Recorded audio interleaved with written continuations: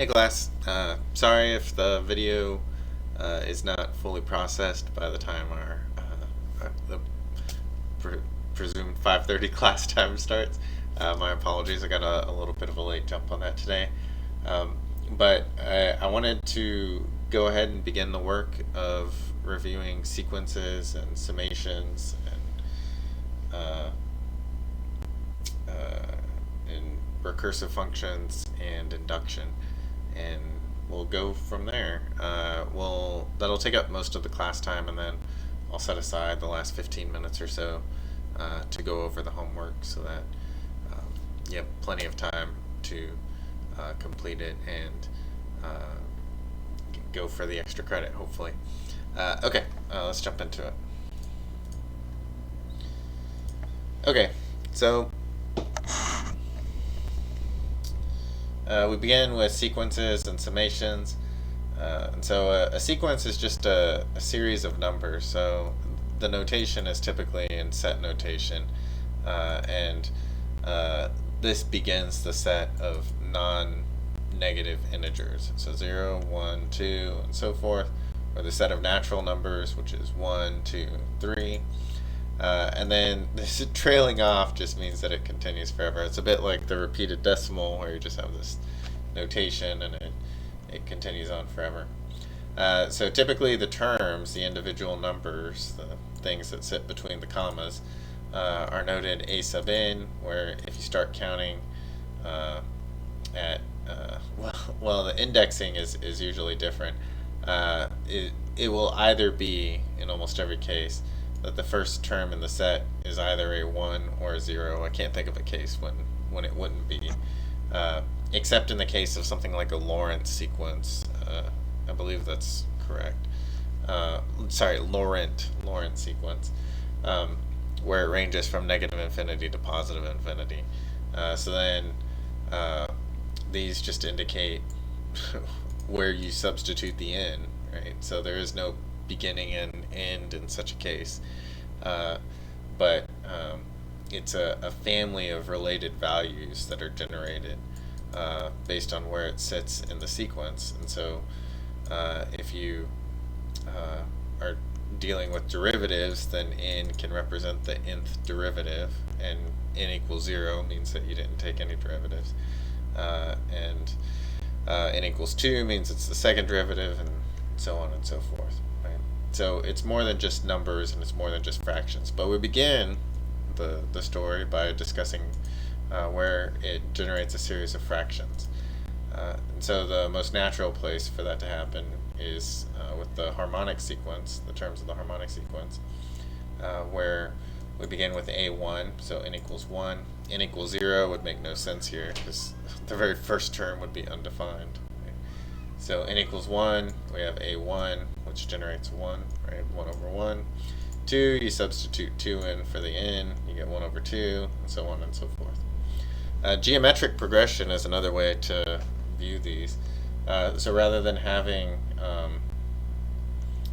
it slot into the numerator or denominator, we view it as a series of multiplications, where we start with some initial term, and then we multiply it times some ratio, and then we multiply the previous term, times some ratio.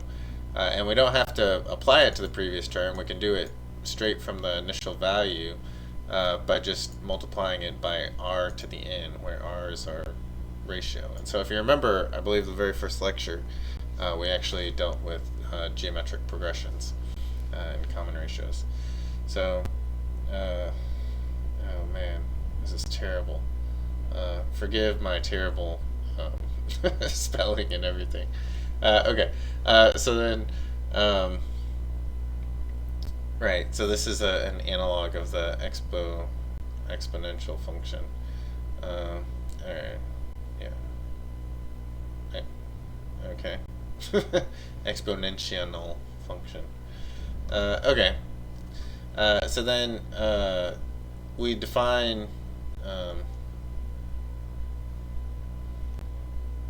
right, so in a third sequence we can use other letters than a sub n. We can define a sequence in terms of b sub n, And typically this will be the case whenever we're comparing terms of one sequence to another.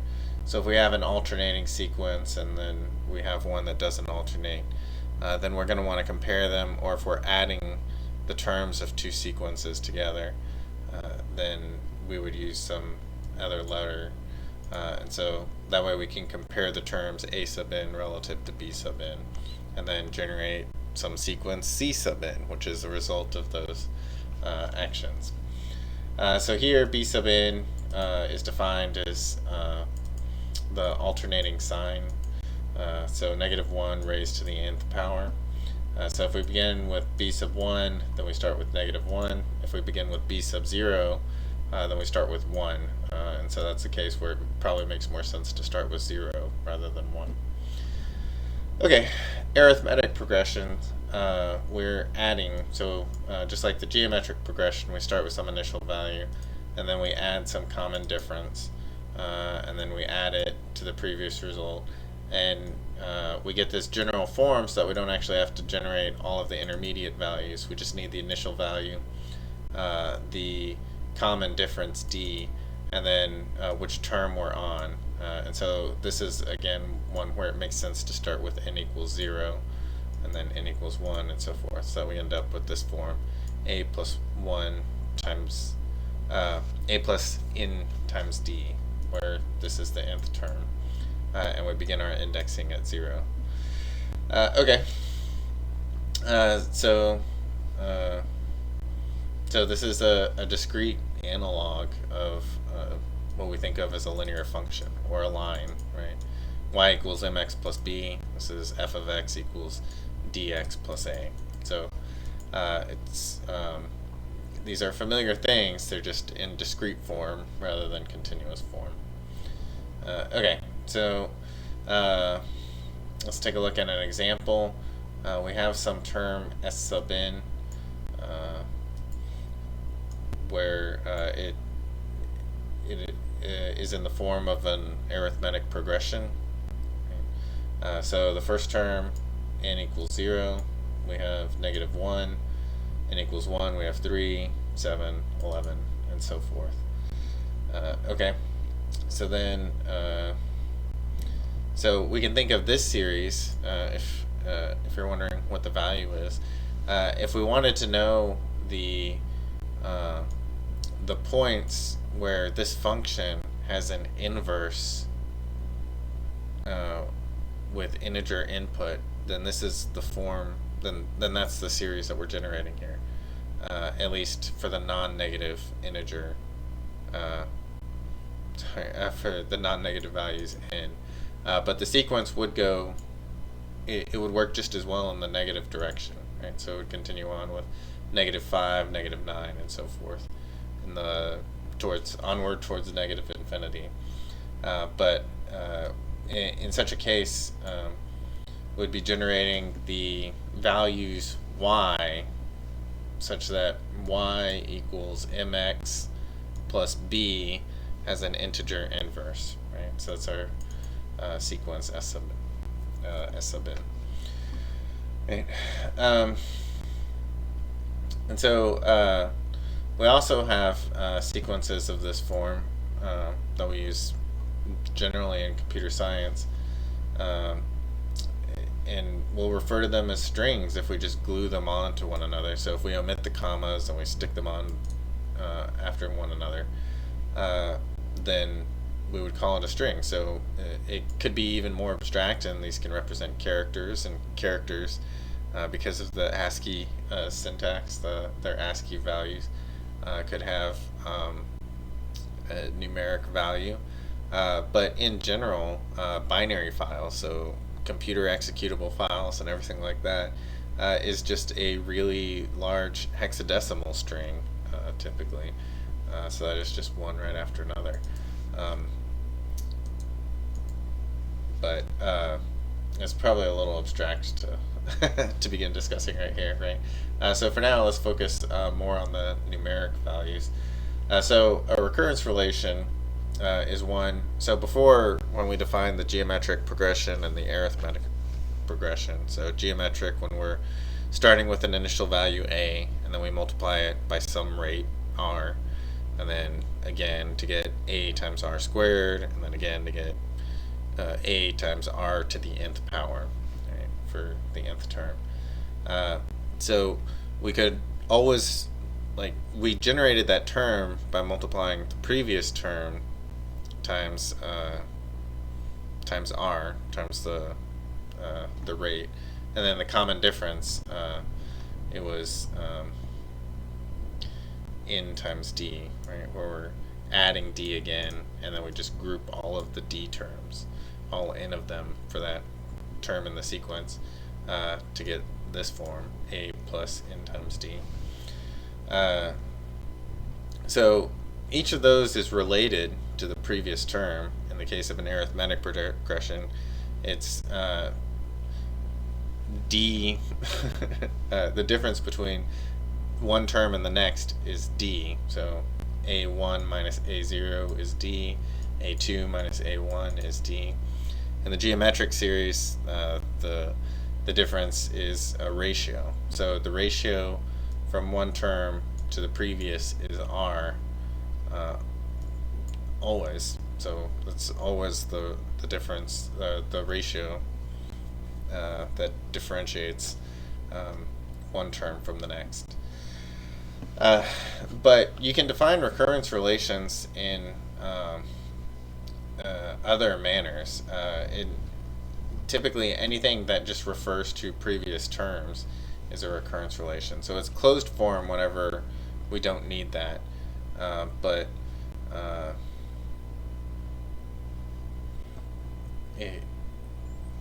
in its recurrence form, it doesn't require a closed form solution. So, for example, the nth term in this sequence is given by a sub n equals a sub n minus 1 plus 3. So this is kind of ambiguous. Like, where does one begin in such a thing? Well, typically, if you're referring to just a single term, or however far off you are from the term you're generating, this n minus 1 or n minus 5 or whatever, that minus 1 or minus 5 is going to tell you how many initial values you need for this sequence to mean anything, right? So if you're not given an initial value in a recurrence relation, then you don't have a sequence. So you're given a relationship, but you don't have a sequence because there's no beginning, or there's no point of entry, right? So I've told you, like in the Lorentz series or whatever, it goes from negative infinity to positive infinity in terms of the number of terms, but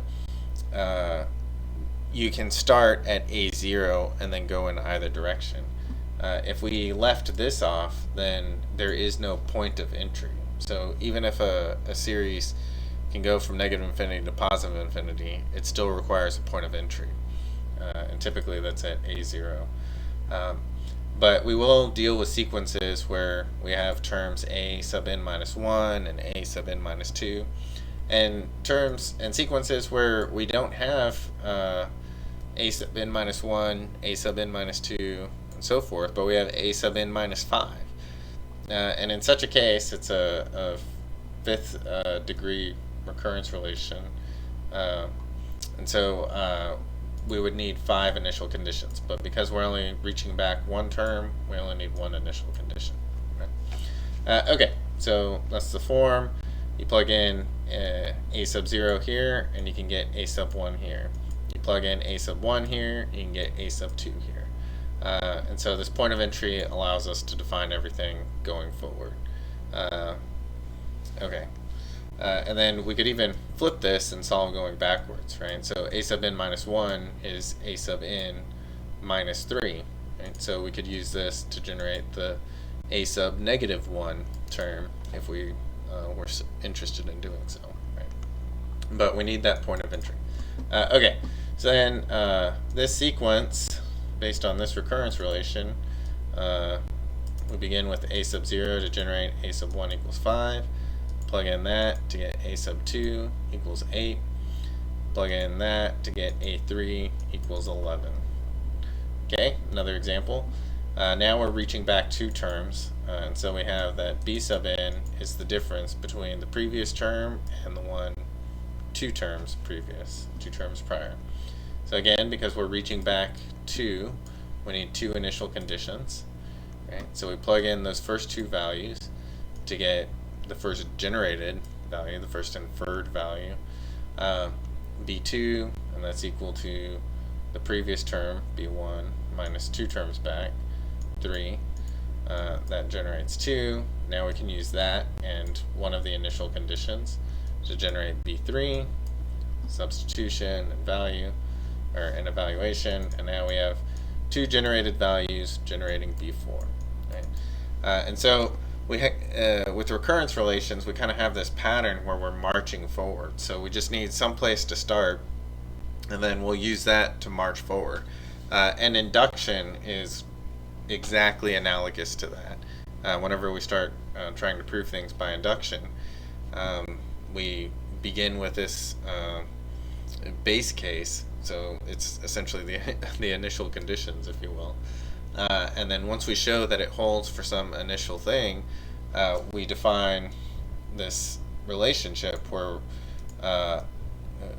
a fixed truth induces a next truth, right? And so and then we establish that anytime you have some fixed truth and it establishes a next truth, so long as you have initial truths sufficient for a base case, then you're done. That's the whole thing of induction. It's exactly analogous to what we're doing here with initial conditions and then these inferred values. Right? So we start with some initial truth and then we have these inferred truths. So keep that in mind as we get to induction. Okay.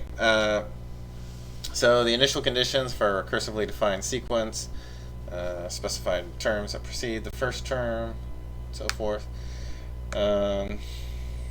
Right, so yeah, we defined A0, we defined B0 and B1, right? And so those are the initial conditions. Fibonacci sequence, pretty famous sequence. And so it begins with A0 and A1, or F0 and F1 if you prefer. And then we use those 2 initial values to define the first inferred value, which is F2 in this case. So you plug in F1, right? So solving for 2, plug in 2 minus 1, which is F1. Plug in 2 minus 2, which is F0, right? So then 1 plus 1 is 2. So now, reaching 1 term back, we have 2, and then 2 terms back, we have 1. So 2 plus 1 is 3. Okay. So these first pair are given, and then F2 is inferred to be 2. Then F3 is inferred to be 3. And then F4, if we were to evaluate it, would be 3 plus 2, so that would be 5, and so on and so forth. And so these, it's really cool that you can define a function in such terms. And the convenience is that this is a little analogous to whenever you're defining differential equations, in that it, given something, you can kind of define how it's going to evolve. And the trick to these recurrence relations is to get out of the business of using recurrence relations, right? We want to get to closed form solutions. I want a thing where I can plug in the number and it just spits it out, like we had those closed forms for the geometric progression and the closed form for the arithmetic progression, right? So I want to be able to do that with this thing. And so eventually we'll get to the point where we solve it and we don't have to write a loop to evaluate some term. But we're not there yet. Right? So this is the recursive implementation of Fibonacci. And so it's written in C.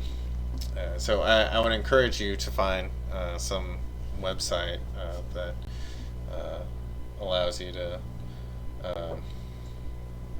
implement this yourself. So I've used Rex Tester in the past. Yeah, we'll see if that ever loads. But so this website, you can take these coding examples, and you don't have to have the code installed or whatever. You just pick the language that you want to use. So we should be able to copy this. We'll see. Might have to do some editing. Okay. Give me a second. Oh, why? Okay, so it probably would be faster if you have two monitors to just do this separately.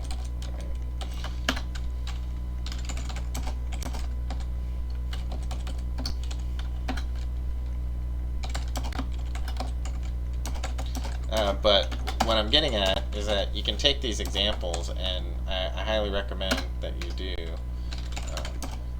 and implement them.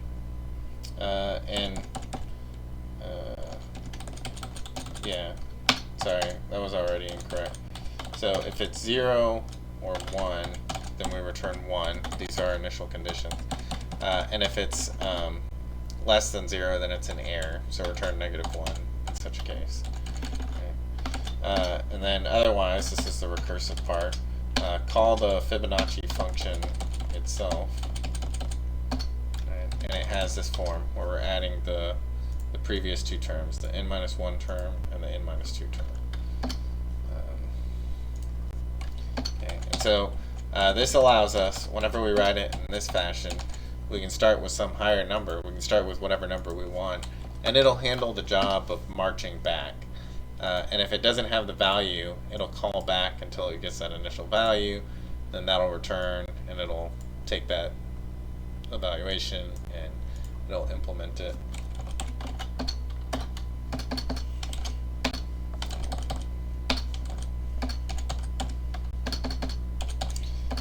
Sorry. I do have a version of this. Thought it might be faster to copy it, but that was a mistake. All the same, you can see that it really isn't, well, it's more than no effort. It's really not a whole lot of effort to go through the work of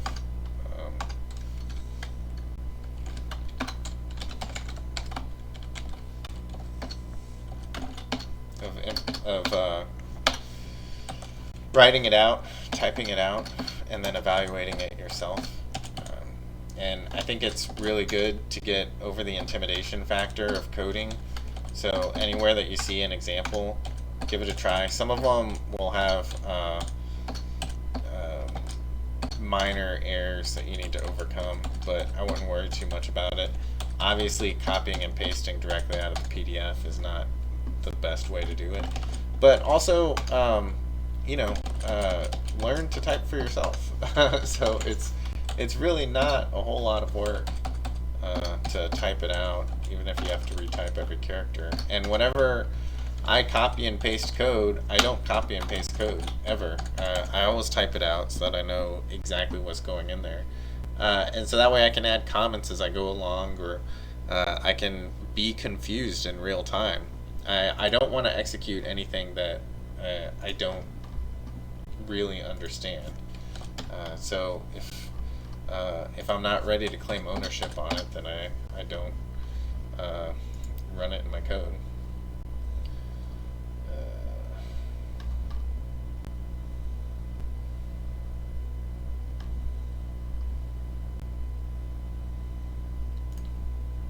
Alright, hold on. So, just as an example to show how easy this is, made it impossible. Okay, so that was C++, sorry. We wanted GCC. Okay.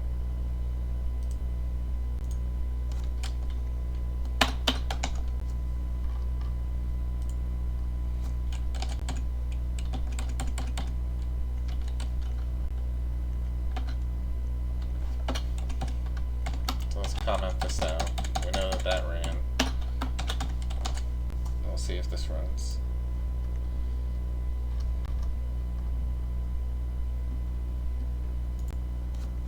It doesn't like the characters, so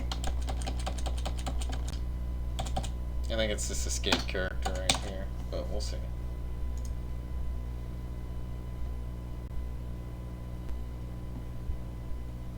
So it has this stray character, right? So this is a good time to discuss character encodings. So because we copied and pasted, we were at the whim of whatever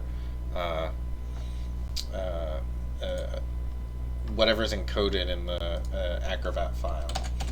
So we really do need to type this all out again. Essentially every character that we copied and pasted was broken, but it's fine. We'll type it out.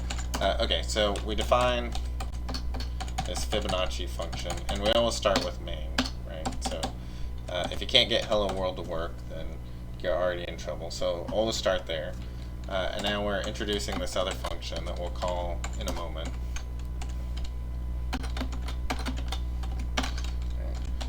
And so, not sure what's up with that. So again, if it's less than 0, if it's invalid input, then return some invalid value. And then if it's either of the two initial conditions, right? So if n is 0 or if n is 1, then return the value. Usually we do these separately, but they're the same value, so we condense it into a single line. Otherwise, use the recursive form of the function, right? So fib of n minus 1 plus fib of n minus 2, right? And we had that over here, right? That's all we're doing here. And really that comes from the function definition, right? N minus 1 plus n minus 2. Okay, so we're not doing a whole lot just yet. Okay, so does that still run? Excellent. Okay, so now we can get rid of that. And so we begin by defining some initial choice of n, and you can play around with this. And then we get the answer by calling fib in. So let's see if it still runs or if our function throws an exception when it's run. Okay, excellent. So now we just need to print it out. Okay. So if the answer is less than 0, printf.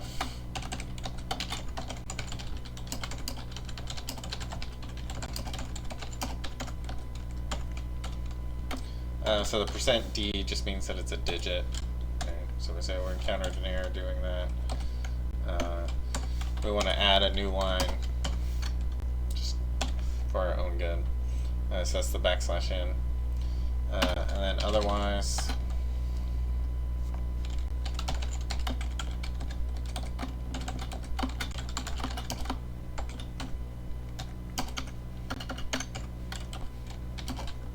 printing the answer. So we're either printing an error or printing an answer.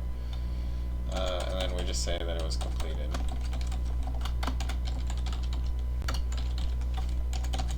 Okay, does it run?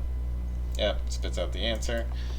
So it really doesn't take all that long to type it out. So here's an example. I highly recommend that you don't copy and paste for the reasons that we just showed. But you can use this for really any of the languages that we're dealing with. It has it implemented. So it's a nice way to just get to coding without having to deal with environment setup issues. Okay. So here's that same example in Java. I leave it to you to type it out over there.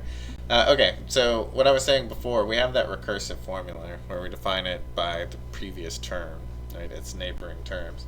But if we don't, like if we want to know what the millionth term in the sequence is, the closed form solution, like where we had for the arithmetic progression and the geometric series, it's nice. It's nice to have that closed form solution, so you can just plug in a number and it spits out an answer, rather than having to loop through a million previous terms. Okay. So now we move on to induction and recursion. Induction, which I said is very analogous to recursion, is right. You have some proposition and you want to show that it's true for all integers, and so if you have that basis step, which was an analog of the initial condition, which is true for some initial input n, right? So P1 proposition when n equals 1. And then an inductive step that shows, okay, well, anytime that this is true, then it's true for n plus 1, right? So if it's true for P of k, then it's true for P of k plus 1. Well, if it was true for P of 1, and it's true for P of k plus 1, well, if we let k equal 1, then it's true for all integers n greater than or equal to 1, right? And so it's essentially exactly what we were doing with generating the recursive series. So we had some initial truth, some initial value. We say, okay, well, this series, spits out integer values for all values n greater than whatever those initial conditions were. And so if you can infer that very first value, and you have the form that allows you to reach back to, however many previously defined values are necessary to satisfy the recurrence relation, then it is going to spit out an integer. Right? And that's exactly what we're doing with induction. So you show it's true once with the basis step, then you show that if it's true at any point, it's true for the next point. And then those two combined, that's it. You're done. So it can be a little confusing whenever you're first introduced to it, but there's nothing to it, really. Okay, so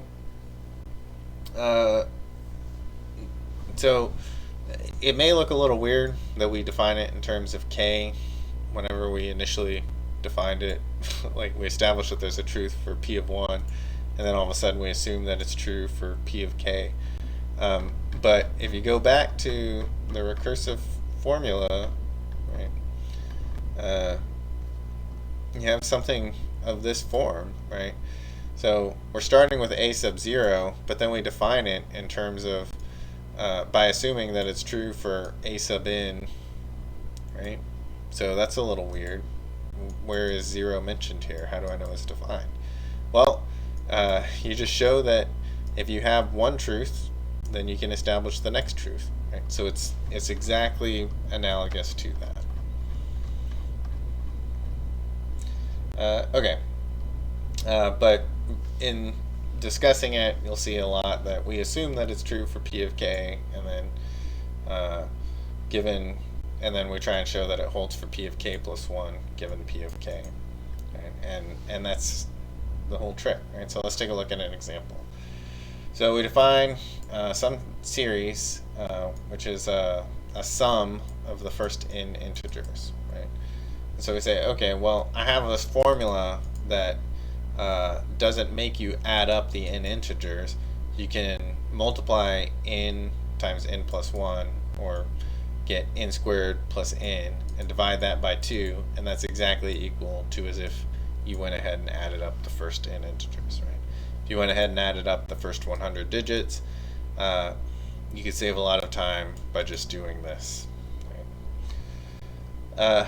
Okay, so let's see if that's true. We'll use induction. So we begin with that initial truth. Well, when n equals 1, then we're really only adding up that very first number, right? So 1 to 1, well, that's just 1, right? And then let's say, so 1 times 1 plus 1, so that's 2. So 1 times 2 divided by 2 is 1, so it held, right? And so now the inductive hypothesis says, okay, assume that it's true for this, then when it's true for that, right, then we go to our, it's labeled number 3 here, but really it's the second step, right? It's the inductive step. So assuming this holds, then is it true for k plus 1, right? So okay, so we put it in the form, we're stitching together our two forms. So we're given this recursive version, and we want to get the closed form version, right? Well, we expand the recursive version, right? We just take this term off the top, this k plus 1 term, and this just represents addition, right? So k plus 1 plus this is exactly this. Right? Well, this was already assumed to be this, right? So we make an algebraic substitution, right? So now we have this, and then this one that we'd set aside. And if we get a common denominator, then we get it in this form. And then if we expand this, and we multiply the 2 through up here, and then we add those two things together, keeping the common denominator, then we get k squared plus 3k plus 2. But that factors out to be k plus 1 times k plus 2 over 2. So we're done. It held. Right? This was the inductive step. So we showed that given a truth, there is a next truth that is valid.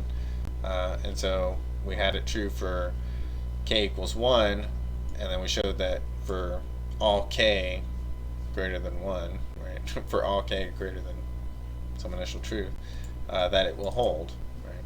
For k plus 1. So this form holds for all integers greater than or equal to 1.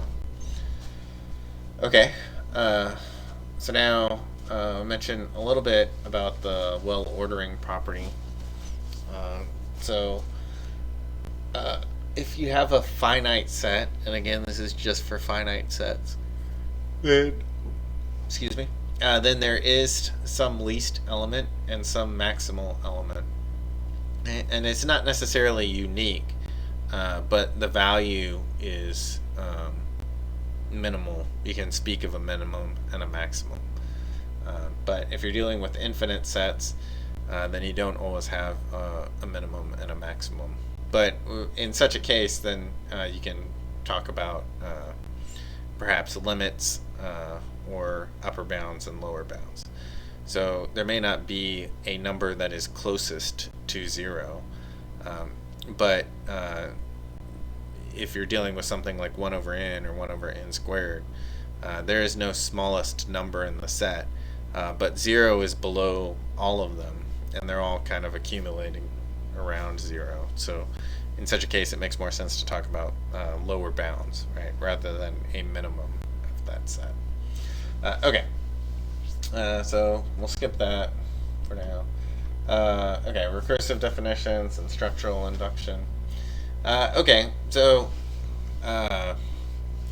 in the case of data types, whenever we're talking about trees and graphs or whatever, I have this object, and the object, my tree, in this example, has structure to it. And I want to know that if I perform some operation on it, that I haven't broken the treeness of it, right? So whenever we talk about minimum spanning trees and so forth, then we'll perform these operations that join two trees together or add vertices and so forth. And we want to know how much can I manipulate this thing, this object, and still maintain the structure of what it was before.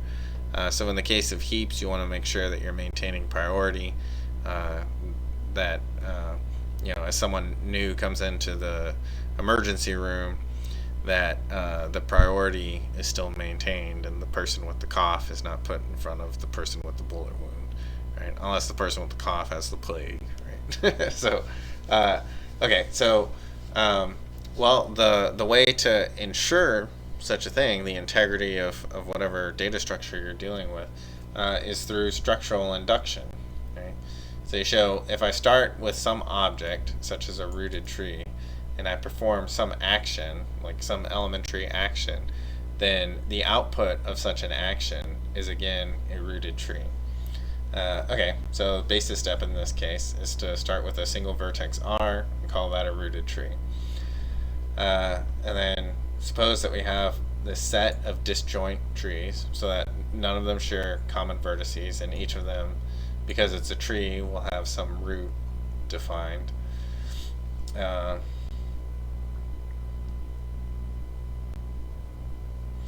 so graphs are, in some sense, a superset of trees. They are a superstructure of trees. So we say, so we know that if we connect two vertices, that we're dealing with a graph, not necessarily where everything is connected, but trees are graphs, but not necessarily vice versa. So the graph formed by starting with some root r, which isn't in any of these trees, and then adding an edge to connect them to r, to each of these vertices, is also a rooted tree. Right?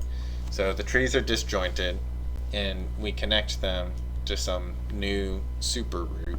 Right? So let's say each of these trees represents some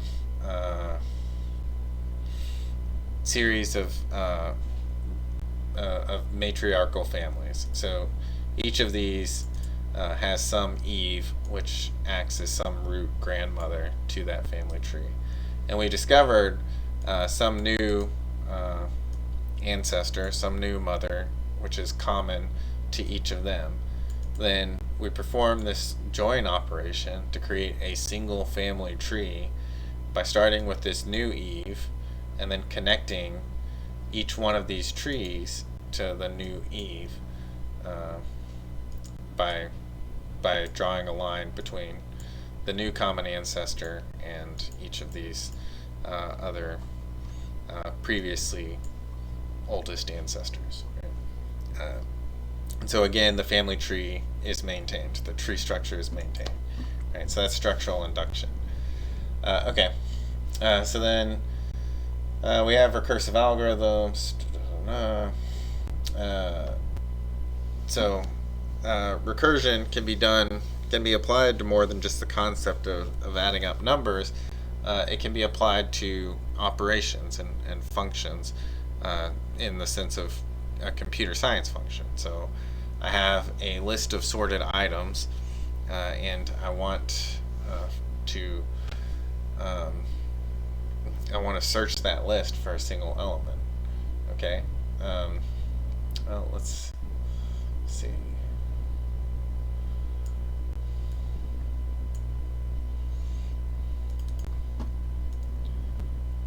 So let's go ahead and type this out,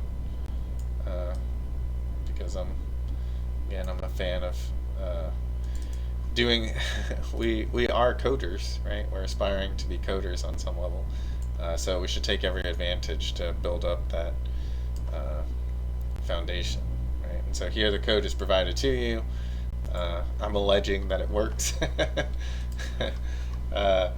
So let's see what we can learn by implementing it. Right? It shouldn't take too long. Okay, so we get rid of what we have before, right? And typing it out, going through the mechanics of doing the work, should help us to understand what's going on, right? Because recursion, it can be super confusing at first. Like, it looks like nothing is ever actually happening. So how, what keeps this from becoming a Stack Overflow exception, or an infinite loop in the case of loops? Well, there are halting criteria, and it's subtle at first, and it's really easy to miss. But that's why I want you to go through the work of actually implementing them, so that you become familiar with the importance of halting criteria in all of this. Okay, so the gist of a binary search is that we have it's a bit like if you were looking for a word in the dictionary, right? And you know how to spell the word, so you know exactly what it looks like. The terms in the dictionary are sorted alphabetically or lexicographically, and so you just open the book to the middle and you see what letter is on the page, right?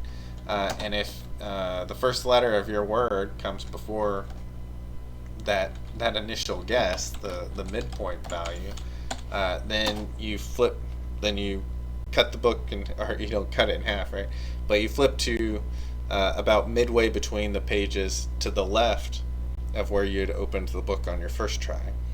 And if the word starts with the letter that comes after that page, then you you look in the set of pages between your first guess and your second guess, right? And so that's exactly what we do with a binary search. We start with some initial guess, and then we check to see whether or not that was correct. And if it wasn't, then we say, okay, well, was my guess too high or was it too low? And if it was too high, then we search to the left, and if it was too low, then we search to the right. And we're able to narrow down our guesses to the correct value really quickly, logarithmically actually. So that if we're searching a set of like 1,024 items, then it never takes us more than 10 guesses to find the exact value or the index of the exact value we were looking for, or if the value was not in the set, then we would know in no more than 10 guesses, which is a significant improvement over 1,000 guesses. Or in the case of 1,000,000 items, we would find it in 20 guesses rather than 1,000,000 guesses. 1,000,000,000 items, we would find it in 30 guesses rather than 1,000,000,000. Right? So the performance gain is very significant, and it's not all that different than what you would do intuitively if you were just looking for something in the dictionary. You wouldn't go page by page trying to find the word that you're looking for. Not unless you were looking for an excuse to stop looking for the word. Okay.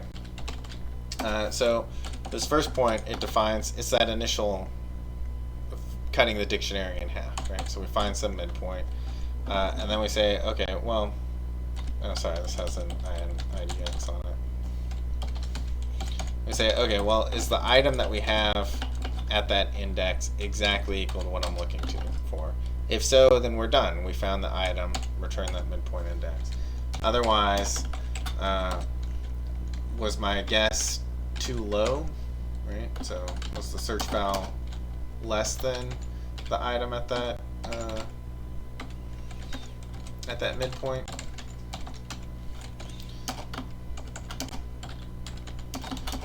And then do I have any pages left to turn to, right? So then is this lower bound actually less than the midpoint that I've already established? And if so, then check those pages to the left.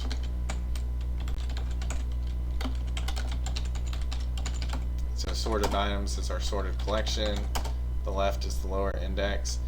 And we dropped the pages that we had in our right hand previously, and now we cut it in half, right? So that the left is now holding half of the number of pages, and the right is taking half of what the left previously had.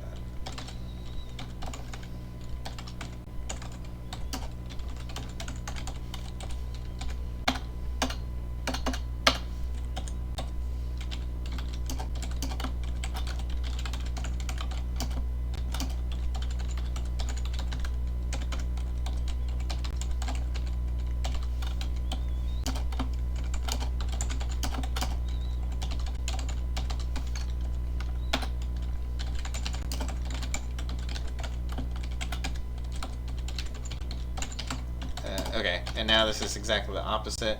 If my guess was too high, if my guess was too low, then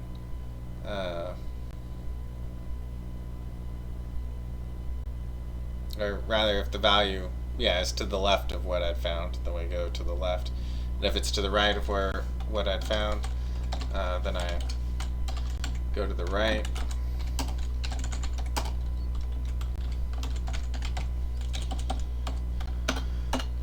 And if there's nothing else to check, then I return -1 to indicate that it can't be found. Okay, so now we don't have any of this anymore. We want to make sure that what we have will still run.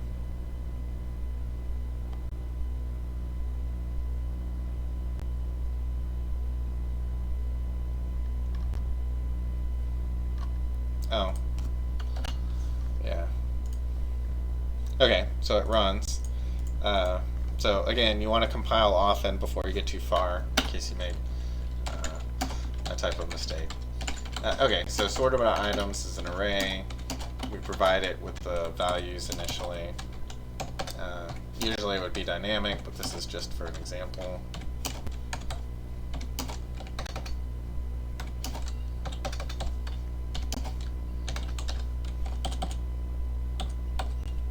Okay. So the first page is actually 0, so min index is 0.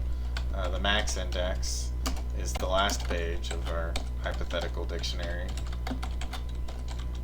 And it's the size of the sorted items in terms of memory.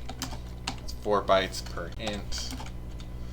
And then the index, it goes from 0 to n minus 1. Right? So that's what this minus 1 is. Okay, so we want to find what index is 56 at. And obviously, in such a small set, we can look and see, but we're testing our algorithm here. So this is like what a unit test would look like. So you would write something like this as you're building out your code, and then once it's established to be working, you would move this to a unit test, and then you would check them in together so that this is verifying that your algorithm works. Right? And whenever we were discussing it, unit tests test for that it's correct with valid input, that it handles boundary conditions in an expected manner, and that for invalid input it throws an appropriate error. So testing for invalid input, we would test that it returns -1, so that this would be correct failure, right? If it doesn't have the index, that it returns -1 instead of 0, because 0 would indicate 10. In this case, it would indicate the very first item in the array, or the 0th item in the array. Right? But then that it works correctly when the input is correct. It works correctly whenever the input can't be found, that any appropriate exceptions would be thrown, and so forth. Okay, but this is essentially what a unit test would look like. Okay, and so now we say that our match index, so if it found it, then it'll be the result of binary search, and if it didn't find it, -1 will be put in that match index. So now we call our method.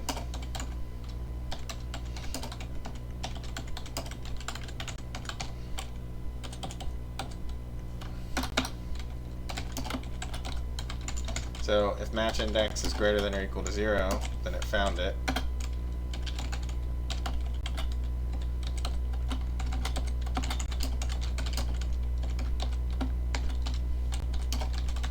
And then formatted strings they go through and they make these substitutions so that you have this integer or this digit that you want to put in here. And so it pulls that in from the parameter, from the first parameter after the string. And then you have this other substitution, it gets that from the second parameter, and so forth. So that's what printf is doing. Okay. So we say we found the value at the given index. What was that? The new line, because it makes for prettier output. So good habits. We'll put this on the next line.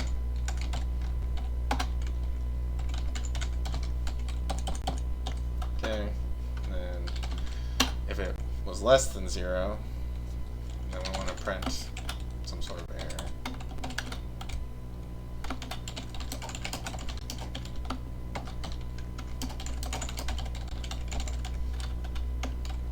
And violating my own rules, I didn't put a new line there. Sometimes I wonder what I'm even doing. Okay. Alright, so we have the error, return 0, run it. Not sure if it wants to run.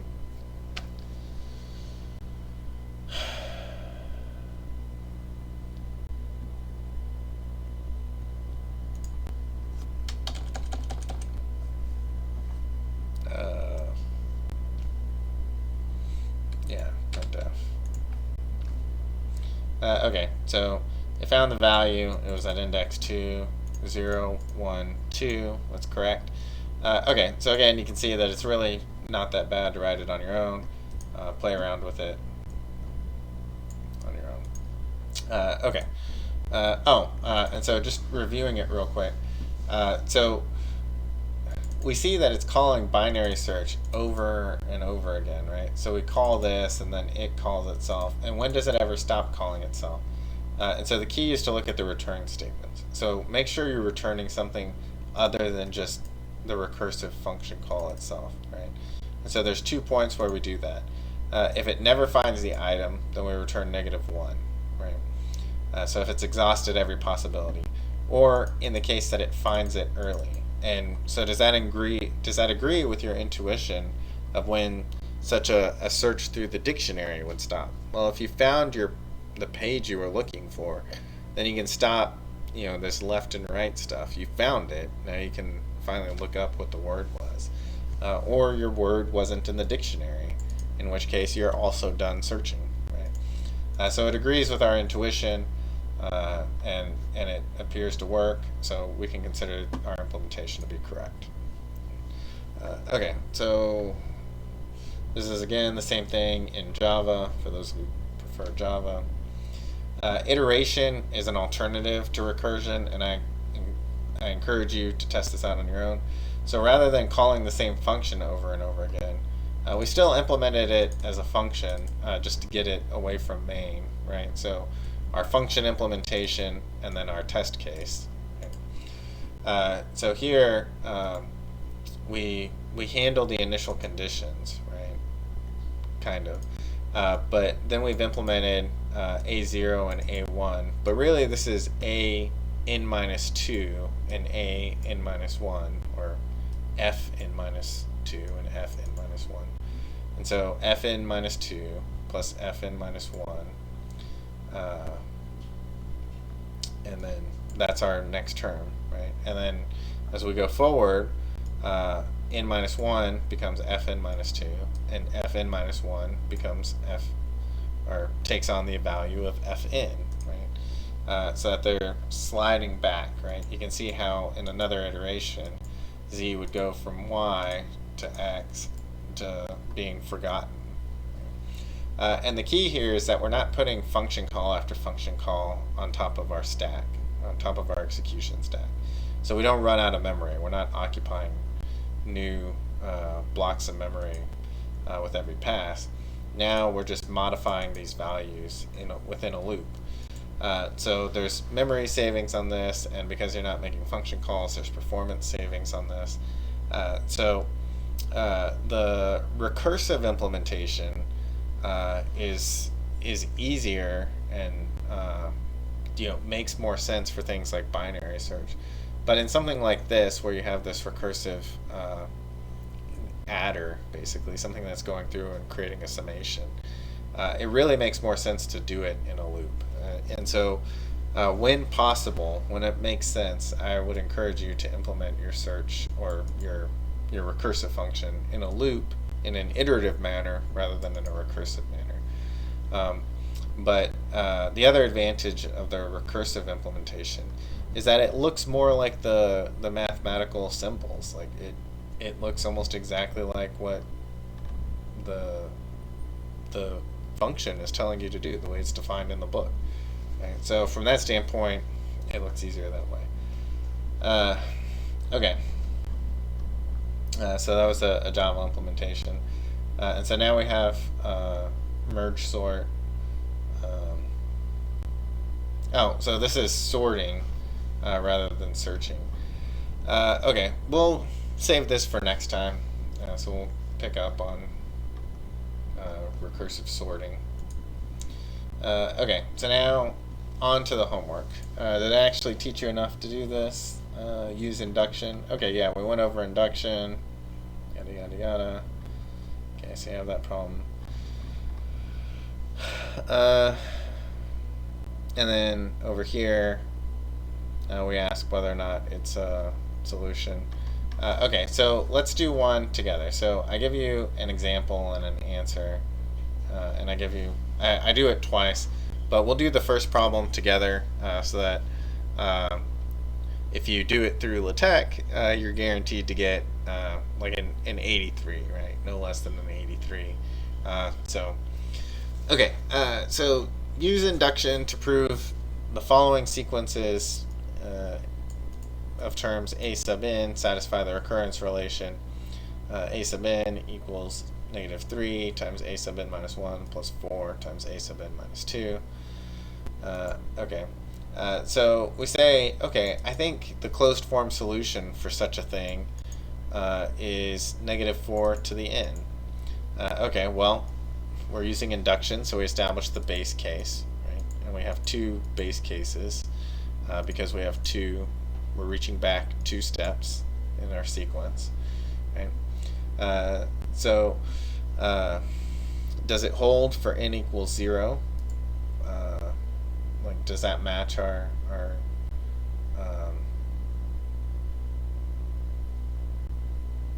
oh, okay. Yeah, sorry. So in such a case, we would use the closed form to generate the initial conditions and then see if it holds for the recursive formula, right? So use the closed form to generate the initial conditions. So we begin with 1 and -4. And then we see whether or not the first inferred value matches the first closed form value, right? So the first inferred value depends on A1 and A0. So we make algebraic substitutions, we simplify, we add them together, and then we see that 16 can be put in the form -4 to the n, right? In this case, n was 2. So that matches. That matches what we would expect. Right? Okay, so now the inductive step. So given some truth, a sub k equals this, right? Where we substituted these, right? So each one of these, a sub n minus 1, we would plug in n minus 1 here. A sub n minus 2, we would plug in n minus 2 here, right? So we make that algebraic substitution, right? So we're making this assumption. Given that it's true twice in a row, right? Then can I show that it's true for that next step, right? For one step beyond a fixed truth. Okay, so we know that the closed form for this is given in this fashion, right? And we're stitching together the two representations. Now, usually I would go in the other direction. I don't think this is a particularly good way to do this, right? So I would usually start with the recursive formula and then stitch it together with the closed form. But you know, it's fine either way, right? Okay, so we start here with the closed form. We pull out one term, -4, right? And we get that. And then this is of the form a sub k, right? So now we make our algebraic substitution, right? And then so this is the substitution, right? Some previous truth, does it induce a next truth? And so now, well, this -4 distributes, so up here it becomes -4 to the k, right? And here it becomes -4 to the k minus 1. And I apologize, the k should be outside the parentheses. Anyway, okay, so the formatting could be better. But it demonstrates how to use induction to establish that it holds, right? So if it's true once, then it's true again, and then we've already established that it's true once. So that does it, right? The base case and the inductive step. Okay, so now another example, right? A sub n equals 1. So in such a case, we have a sub 0 equals 1 and a sub 1 equals 1. And then this is our formula. We plug it in and we show that it is true really for all a sub k, right? It doesn't matter because they're all 1, right? So okay, so we plug it in, plug the 1s in, make that substitution, and lo and behold, it's true again, right? Yeah, in such a case, the inductive step was trivial. It was exactly the same as the base case. Okay, so now we have this form, right? So we want to see if it solves the recursive formula for this, okay? So let's see if we can establish that.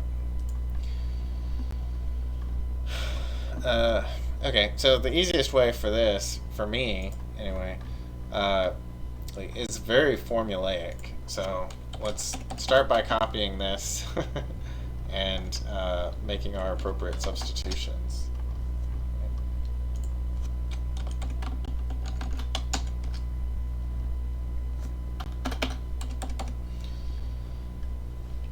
Okay, so let's compile it so we can see what we're working with over here.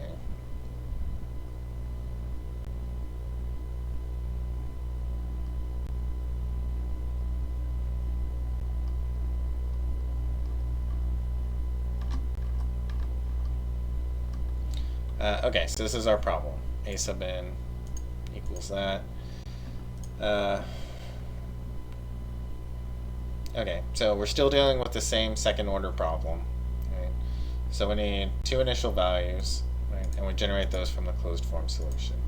So this is our closed form solution. Right?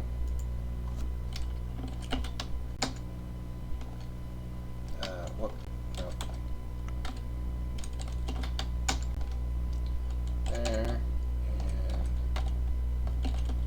There, and then we make our substitutions for n, so 0 and 1, okay? And so this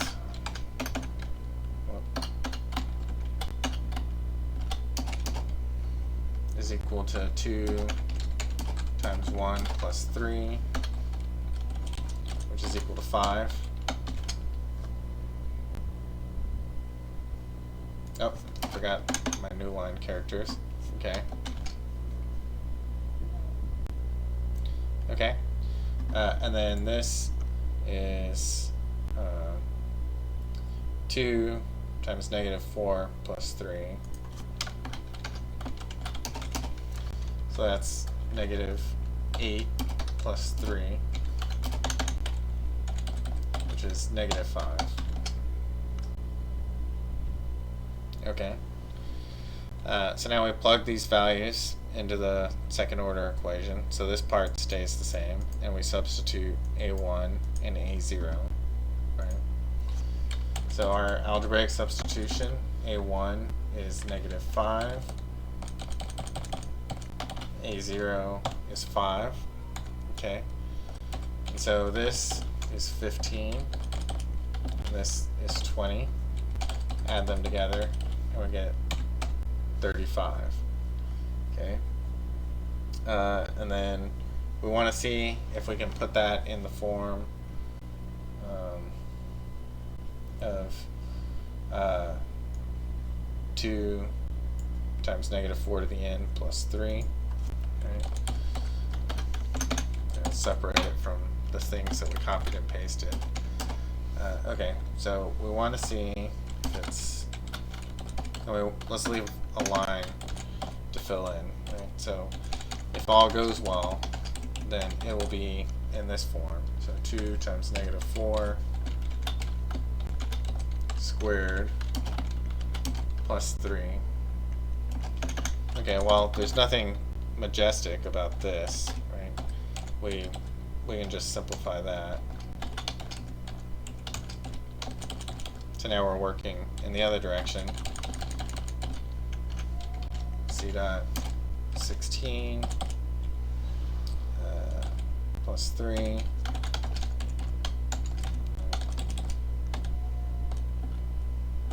so that is 32 plus 3, right?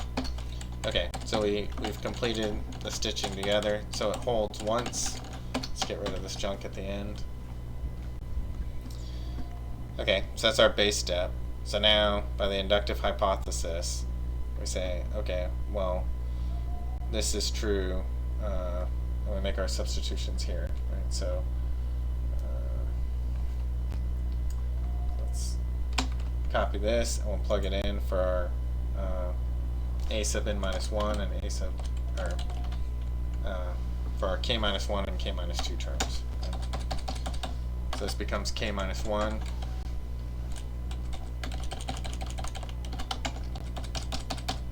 this becomes k minus 2. Okay.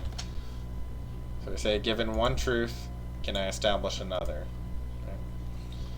Okay. So now we have it in this form. And we're going in the other direction. Sometimes it's easier to do that, right? So let's say we start with that. Right? So we have our closed form representation, k plus 1. Can I get it back to the recursive form from here?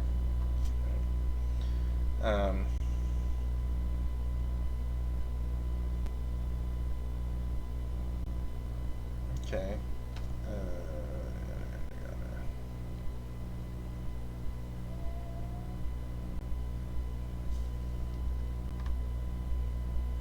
And we're actually going back 2 steps, so we're going to need a k and a k minus 1 here, right? So let's establish that.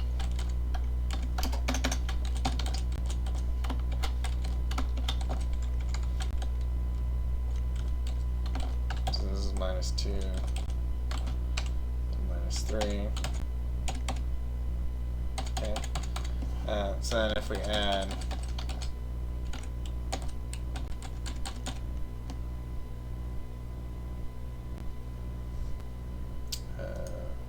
this form, so we want it to be in this form. I think it's easier to start with that. So let's go in that direction.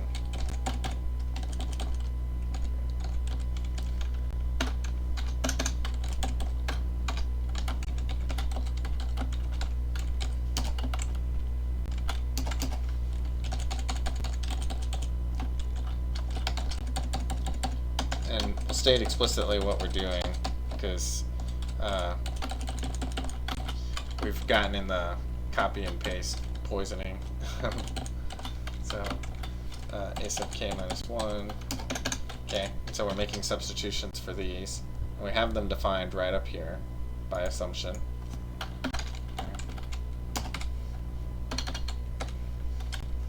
And so because we're starting with the recursive formula, then we need to end with the closed form solution. So whichever one you start with, you have to be able to reach the other. Okay, so now we're making algebraic substitutions. So -3.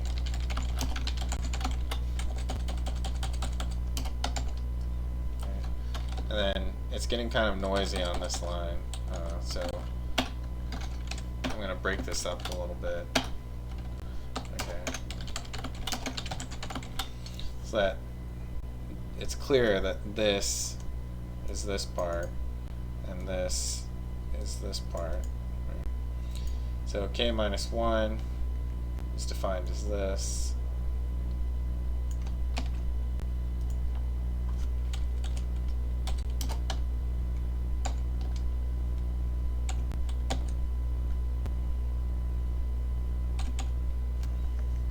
Okay, hold on. Was that my...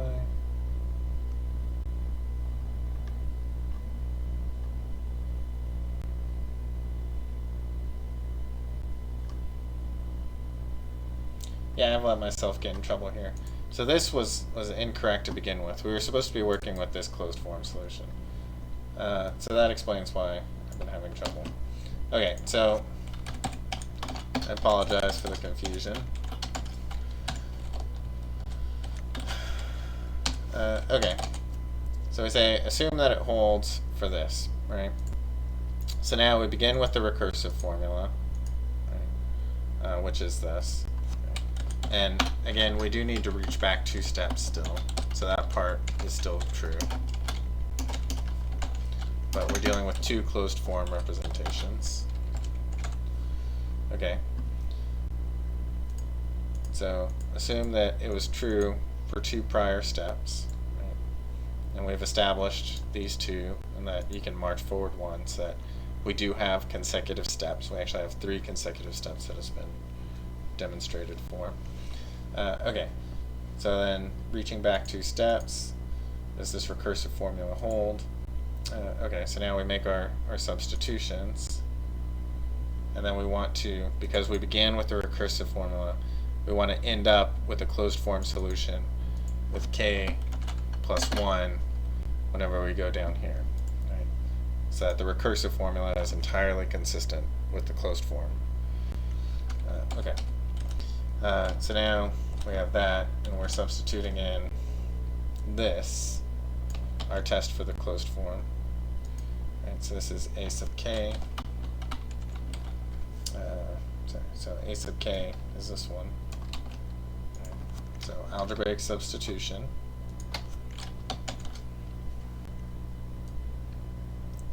And then again,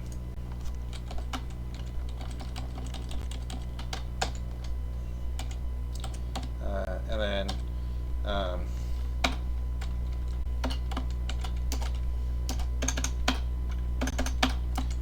sometimes it helps to show what it is that you're trying to get it to. Right? So we want this to be k plus 1. So we're trying to manipulate the sequence to see if we can end up with this.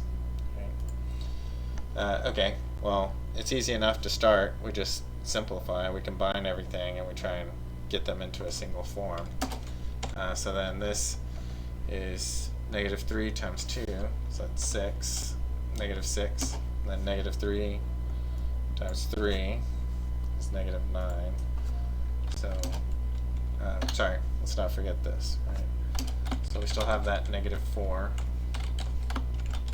to the k, and now that negative 9.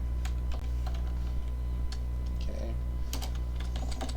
And then let's group all of those together so we can see that this is that first part, the previous term, and then 2 terms back is given by 4 times 2 times this. Right? So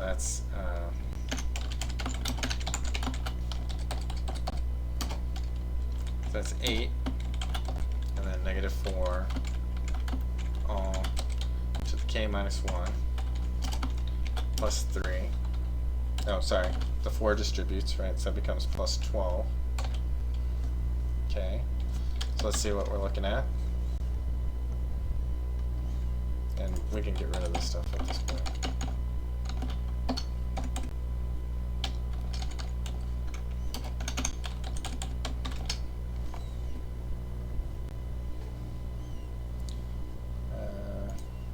I forgot my new line over here.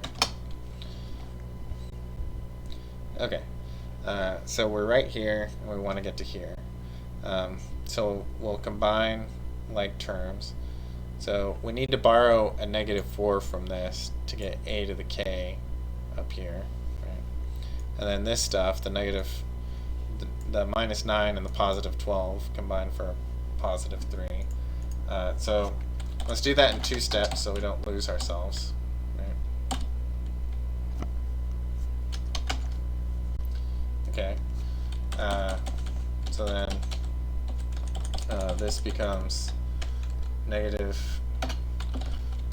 So this 8 is negative 4 times negative 2, right? Okay, but we're not going to take up a whole line for that. So negative 4 times negative 2 is 8, we agree. We needed a negative 4, so we'll take this one. And that leaves us a negative 2 down here, and the exponent increments by 1. Okay. So I just wanted to show you where that came from. So we have negative 2 down here. Okay.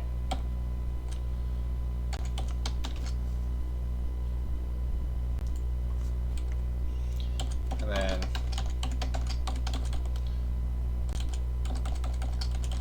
let's move this to be with the other exponent, and the minus 9 comes over here to combine with the 12, and then we get plus 3. Right? So we've joined this term, and that gets us plus 3, and we've joined this, and that gets us this. Okay, well the negative 4 to the k is going to factor out, that simplifies it a little bit for us.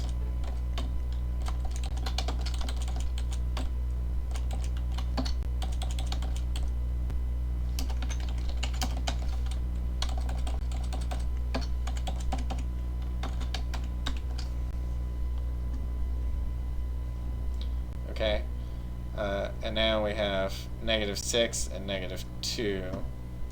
Okay, and that makes -8. So we'll do that in the next line. Doesn't matter, they don't charge us by the line. So now we have -8 over here times this. Okay, well, -8 is -4 times +2, right? So factor out the -4. We increment this again.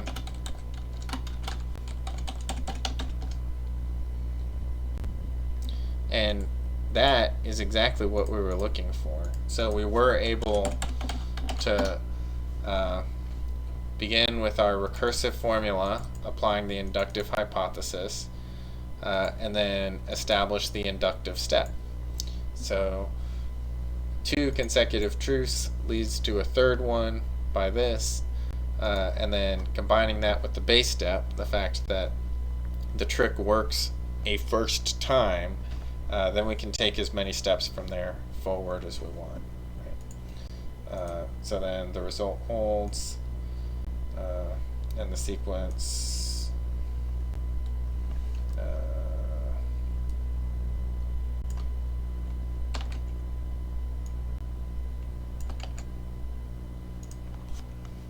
to the n holds for n when n is greater than or equal to 2. Okay, so that does it. You should be able to. You should definitely put in the effort to try to get this for these other 2 results. All right, I will speak to you all on Thursday.